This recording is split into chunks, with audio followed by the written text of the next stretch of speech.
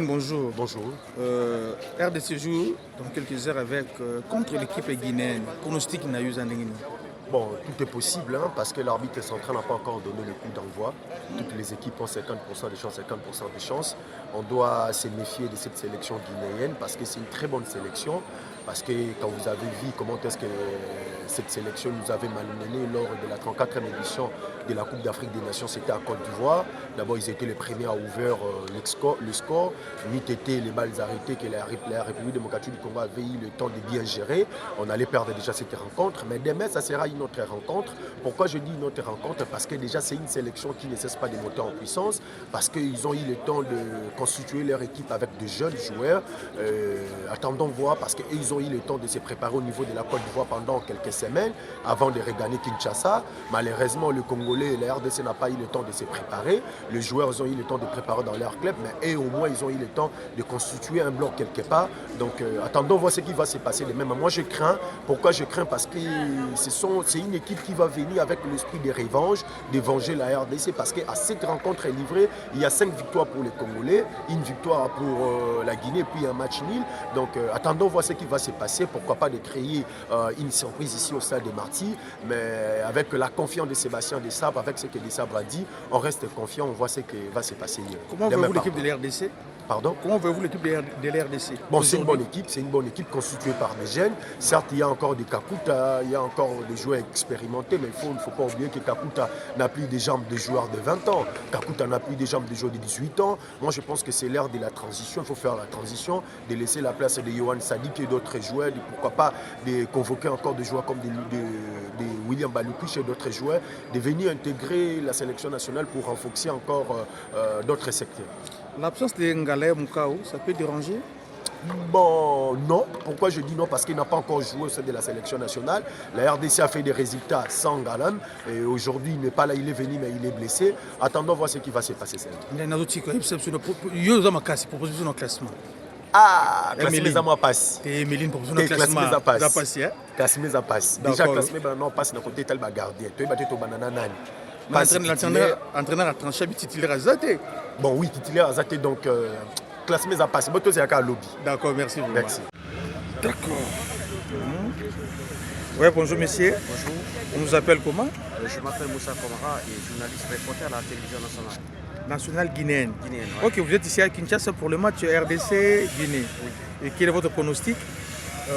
Demain, le match Kinshasa et Conakry, ça va être très compliqué entre les léopards de la RDC Congo et du Série national de Guinée, puisque vous le savez, ce n'est pas un match revanchard que nous venons, mais plutôt nous venons pour gagner ce match-là et ça va être un match très très difficile. Très difficile, l'absence de Guirassy, ça vous a fait le but? Oui, pas trop, puisque c'est notre stade, la stade de l'équipe. Vous savez, vous avez constaté les performances de Guirassy dans ce club à Stuttgart. L'année dernière, vous l'avez vu, aujourd'hui, l'EM, c'est le prétendant du ballon d'or africain. Et donc aujourd'hui, si ce joueur aussi de qualité n'est pas vraiment dans l'effectif guinéen, je sais que psychologiquement ça joue, mais ça n'a rien d'entrave à l'équipe nationale, puisqu'on a aussi d'autres joueurs qui sont remplacés et faire mieux, et vous allez les découvrir demain. L'équipe guinéenne est venue à Kinshasa, apparemment affaiblie, avec 3 ou 4 joueurs qui sont blessés. Effectivement, c'est comme dans toutes les sélections. Des fois, les joueurs ne peuvent pas être au rendez-vous, on ne peut pas être prêt à tout moment. Et cette fois-ci, on avait eu quelques soucis de blessures ou bien de contraintes professionnelles parce que d'autres ont changé de club, ont migré dans d'autres clubs. Donc, ils ont besoin d'abord de s'intégrer, d'avoir du temps de jeu. Mais pour cette fois-ci, nous sommes venus aussi avec des arguments. Comment voyez-vous l'équipe de la RDC? La RDC, c'est une très bonne équipe, c'est une équipe en forte progression. On a vu ces dernières années, parce que ça fait au moins depuis 2013, la Guinée n'a pas gagné contre la RDC Congo. La RDC Congo, on a joué au moins 5 matchs. La RDC en a rapporté 4 et la Guinée, une seule victoire contre la RDC. Et au-delà, on a vu encore contre les Pharaons des sites 4. Donc vraiment, c'est une équipe en forte progression. Il y a des arguments qui ont déjà des joueurs talentueux qui font peur. Vraiment sur le continent. Et votre pronostic? Mon pronostic, 1-0 pour la Guinée. Pour la Guinée, merci. Oui, madame, bonjour, comment on vous appelle? Je m'appelle Brunel. D'accord, maman Brunel, aux Antilles à base de Fécodie internationale, tout ça, stade des Martyrs. Match trouvé de RDC na Guinée, tout à l'heure là. Pronostic nous a combien Pronostic Tara, en tout cas, en tant que d'abord congolaise, Ouais. on fait sa chance l'équipe nationale à Bissau. Je dirais de vous gagner 2-0. 2-0. Banal Bachabi c'est non yo. RDC, bien sûr. Ba joueur ni Bachabi. Joueur, on fait sa chance dans SND. Et puis il y a Chancel Mbemba. Chancel Bien que c'est Mbemba. un défenseur, c'est pas son rôle, mais on fait ses chances. Maman, on peut proposer au classement. Il y a 11 de départ. Classement, en tout cas, je laisse Nyonso coach à Oloba. Classement, ce coach à Oloba, c'est bien. C'est peut-être bien la liste. Comment pas au jogo boaze à partir à la Colosie. Voyez vraiment pour la couper ça maintenant pronostic et match à RDC pour la vendredi. Et le bosson à banana vraiment pour la proposition de classement par rapport à l'enga na moneli RDC à banana match vraiment à vendredi. Là on proposé coach na poto à mes coach Dimitri na axe wana na olinga acha vraiment mingi. Chancel Mbemba abeta na badishiki wana na 3 acha Maswaku na 2 acha Twanzembe na 6 na olinga vraiment acha Piquet na 8 acheka Mutusami na 10 ache Théo Bongonda mipanzi na olinga vraiment tozala bata vitesse to bana na bata vitesse po to lukano to chabi après akota bata technicien na olinga ache bena 8 ache na Meshaki. Mais il y a 9 qui ont préféré tout banana na SND pour SND on attend DG. Ni pas vraiment on attend DGT. Mais il y a ça on sûr que vendredi score ça na bien to gagner na biso vraiment Guinée na 3 buts 1. To gagner na 3-1. To gagner to match ça na calme vraiment tala mabele likama mabele lo bara makasi surtout pas na biso ba congolais tu dis que likama mabele lo baraka. Donc, tu as gagné vraiment 3 buts à 1. Donc, tu as vraiment sire. C'est pas ma casse vraiment pour le match à vendredi. Tu as vu que rythme est comme une équipe. Par rapport à Neto, tu as Neto comme on bête, il y a différents. Donc, tu as posé rythme, tu as une position vraiment côté. Mais nous avons préféré sa coach qui est un nouveau joueur au Bayern, vraiment qui était dans la deuxième mi-temps. Mais quand on posait, on a 30 minutes pour ma coach taper dans la belle équipe. Oui, ça la paie bien. Merci vraiment. Oui, alors bonjour, monsieur, vous appelez comment? Bonjour, je réponds au nom de M. Brian Pongo. Je suis journaliste chez unicosport.cd. Nicosport.cd. Tout à l'heure, là, la RDC Azobeta. Azobeta en équipe guinéenne. Pronostic nous a donné. Bon, pronostic est beaucoup plus équilibré par rapport d'abord au sélectionneur Imora Lobi. Il faudrait savoir que l'équipe de Guinée est la même équipe Théo et Beta Guinea RDC lors il y a Cannes. Il y a eu beaucoup de réajustements, comme aussi côté RDC, il y a eu beaucoup de réaménagements. Il faudrait juste être attentif à l'action, il faudra concrétiser l'action et surtout être vraiment décisif pour ne pas regretter après, puisque RDC depuis un certain moment, comme on le sait, beaucoup plus dans l'attaque et comme il a raté un peu tellement trop et il faudra être décisif et réaliste au niveau de l'attaque pour permettre à ce que la RDC abandonne très bien la compétition éliminatoire à Cannes 2025. Pourquoi proposer Banagno surtout il y a base Fikodi proposer un classement? Bon, classement, il y a domaine beaucoup plus il y a sélectionneur parce que problème à Liboso, il faudra savoir que banda d'abord d'Apoto. Parce que Mpassi a zoni a outil blessure et tout ça à Dimitri Berto Alexis Baglomo il y a bien ça sera un peu compliqué na 4-5 Tozalana Mbemba et puis certainement Inonga parce que bango duo na bango Mibale ça va bien Maswaku na 3 na 2 Baotia certainement Kalulu Twanze Baofanda parce que moto à Kinshasa il faut maîtriser très bien milieu de terrain Piquel na Kakuta Sorifo Banda mais tellement un cerveau monteur Kakuta na Mutusami le milieu bêta na Cannes parce qu'ils ont expérimenté et puis dans l'attaque on pourra avoir pourquoi pas SND Meshak na bon Silas mais Silas Azate il faudra maintenant retrouver Nagno il faut remplacer Silas pour que l'attaque wana vibre vraiment très bien donc vous comprendre que n'a pas on a connu joueur poste pour jouer. Est-ce qu'absence il y a Ngalaye Mouka ou comment on peut regretter dans Bon, regret est gros parce que tout le monde a début peut-être celui Azagi aligné, mais regret que vous allez vraiment parce que n'a pas de équipe type Tokori déjà qu'on s'imaginer comment est-ce que Bago Banda. Donc vous allez regretter tout beau Mika à savoir on a pour na match Zoya parce que na blessure moyen joueur BTZT donc il faut tous les karati à Rozonga comme ça Tokoro Kabilengine. Pourquoi pas dans le stade de Martyr et puis dans le stade Moussous. Merci. Merci. Marié, nous partons. Bonjour Cédric. Bonjour. Cédric, Bana Fekodi, Bazana besoin d'ailleurs. Abi Fekodi, en tout cas dans le Baloko, là, un vrai Fekodi. C'était Boebi Mikolo, le part de l'RDC, Loulia, le Souka. Aux Alandoki, aux Alanani, dans Moupepa Léopard, à Tango et au Montaro Kangango, à Zalité. Et là, on a eu le réseau à Yango. Et ceux qui battent au bateau, ça, la Moussala Malam, Toutia, la conférence de presse d'avant-match. Sébastien Desabre a lobby, Azo Sepela, Lolenge Moussala, Oyo Bajor, Bazo Sala, Bango Moko. Ceux qui ont commis ma sélection nationale, Bazo Sala, Yangona Bolingo Makasi. Et match, il y a le lot. Avant match, il y a le pour match Ezali vendredi contre Guinée. J'espère que le match Ezali bien en tout cas. C'est un adversaire au RDC à Messani Kobet à moi, Mikolo Mwami. C'est vrai, et vous allez un peu moins revanche mouké. Mais entraîneur, il y a Guinée, Mora Lobi, à Kobet à Liboulou Hall. Dans le stade de Martyr, Mikolo les a passés. Bishop est dans une équipe qui je pense que Makambo Zanango bien contre l'équipe Guinée. On a besoin de soit victoire ou de continuer sur cette lancée. Pourquoi pas, surtout. Pour de Coupe d'Afrique, c'est vrai qu'il y a des amoulaïs, mais le match est encore en néo. Alors c'est très important pour Nabiso pour gagner Guinée, quel que soit Babi Torocha, mais dans la canne a avantage de Bossa Guinée et on est mouton. Comment proposer ce classement sinon yo? C'est vrai que dans la place il y a des sabretés et je n'aimerais pas être à sa place. En tout cas, au vu de ses prestations, Fatih Berto, je pense que c'est les gardiens qu'il mettra. Awanani Passi qui fait aussi son retour. Mais je pense que Berto pour sa confiance, il faut à Berto. Touantebe qui a déjà commencé à jouer par rapport à Kaloulou. À Tchelibiso Maswaku.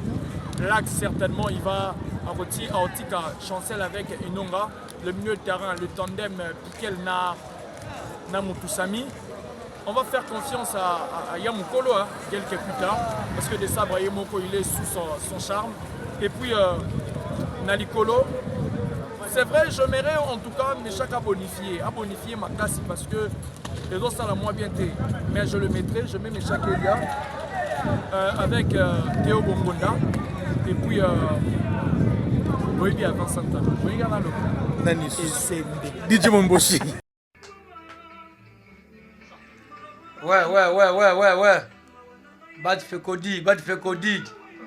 On lui toujours pas Fekodi, c'était. Ouais, Babi lobby. Vendredi, ma chose à Robé, donc, Guinée de la Bongo, Akita, Amata, na Congo Abimate. Donc, score, on est. Ce qui a Tsebi Sobi, n'a pas divorcé ma pertinence, Sobi. Donc, au moins, le score, tu peux gagner la Coupe d'Afrique. Il y a un gros appel lobby. Ce qui moukie, c'est le 2-0. Mais ce qui a tiré, c'est le Bimba.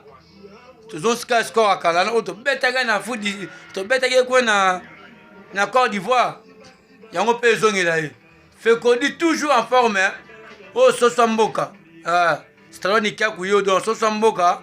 Donc, vendredi, c'est à Kobe, dans le stade de Marseille. Donc, il y a belé, fait qu'on dit, c'était tout. Il y a Mikili, donc il y a toujours en ligne. Donc, vendredi, victoire. Score à Yango. Score à Yango. 3 bords. 3 bords. Belé, Sosamboka. C'est une jeune internationale. On est ensemble. Bonsoir na Fekodi, bonsoir na Titine Jolie, bonsoir na peuple congolais, sur place sur Bozali, bonsoir, bonjour, c'est par rapport à place sur Bozali. Où ils en ont pas Junior sur bataille, Diogo à partir à là-bas. En tout cas, on a tout souhaité bino vraiment merci, na sina reconnaissant en considération de Salibiso pour nous l'image que on a fait Fekodi à là-bas. Je crois que c'est la première fois que vous avez confiance sur Anna. Donc, vous avez la première fois, dernière fois, vous continuez à confiance sur Anna. Vous avez continuer vraiment à soutenir. Surtout, Titine Jolie, merci vraiment à reconnaissance. Vous avez toujours pour nous soutenir. Malgré que nous mais on est là, on est vraiment ensemble pour nous soutenir. yango na ngana lobaka par rapport ya match à vendredi. En tout cas match à vendredi je crois betama 17h à Kinshasa biso na Lualaba eza 18h. Donc na ngana lobaka par rapport que au sala moi analyse muké et aux match moko très capital pays à match moko très difficile pour na Léopard. Oh, je crois dernière quand nous tous les quatre gagnants dinamo je crois 3 ans mais ba monde ba bandé bisobi si par rapport ya niveau na effort na qualité na quantité ba joueurs auto na bango to yo ça la différence pour match suka 3 buts à 1 mais boy ba ke bango tant boya pour na revanche boya le souté ka ke pour ba yebi ke ba polana bona le ba je crois la première fois surtout que par rapport ya parcours to gagner ba ko moi trop to gagner bango trop pena ya trop donc biso pena to gagner Guinée trop. Donc oui, que match à vendredi, il y a un peu senga na ba joueur nyonso ya biso Léopard au coach a pesi bino chance aux ala parmi 25. En tout cas, tu ngato souhaiter bino ba bonne chance koto mo panza voilà ba tu as toujours pour nous continuer to sunga bino na ba prière to tika bino te atoa to musika mais to sunga bino vraiment na ba prière. Ya ngona ngala lo ba sou par rapport que o eza fait kodia voilà ba bozu biso vraiment na retard, bozu biso na retard, bozu biso brisque to ebe été que peut-être à musu émission ko salama lelo. Vous avez pu poster la vidéo na biso malgré ata bomoni na junior so bani na zabo ina représenter Fekodi Mobimba ya Luala bana asi pe bolani ne bande ko musu ba uti oloba.